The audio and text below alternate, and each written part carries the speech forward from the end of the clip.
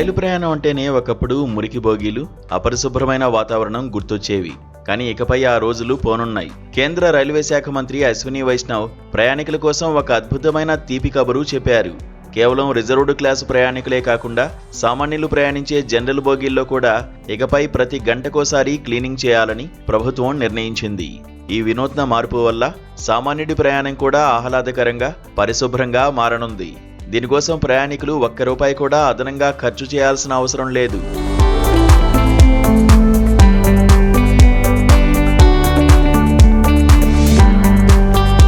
ఈ పథకాన్ని అత్యంత పకడ్బందీగా అమలు చేసేందుకు రైల్వే శాఖ ఆర్టిఫిషియల్ ఇంటెలిజెన్స్ టెక్నాలజీని వాడుతోంది.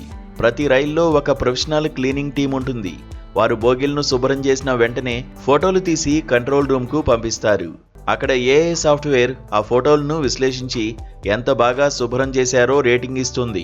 ఈ పనులను పర్యవేక్షించే సూపర్వైజర్లకు కనీసం 12వ తరగతి ITI విద్యార్హత ఉండాలని నిబంధన పెట్టారు. అంటే కేవలం శుభ్రం చేయడమే కాదు, అది ఎంత నాణ్యంగా ఉందో కూడా ప్రభుత్వం నిరంతరం గమనిస్తూ ఉంటుంది. తొలి విడతలో భాగంగా దేశవ్యాప్తంగా ఎంపిక చేసిన 80 రైళ్లలో ఈ సేవలు ప్రారంభం కానున్నాయి.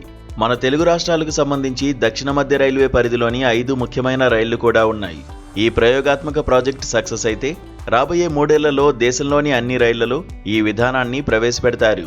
క్లీనింగ్తో పాటు బెడ్షీట్లు, చిన్నపాటి మరమ్మతులను కూడా ఒకే కాంట్రాక్టర్కు అప్పగించడం వల్ల జవాబుదారీతనం పెరుగుతుందని మంత్రి ధీమా వ్యక్తం చేశారు. ఇకపై మీరు రైలు ఎక్కినప్పటి నుండి దిగే వరకు మీ బోగి శుభ్రంగా ఉంటుందని భావించవచ్చు.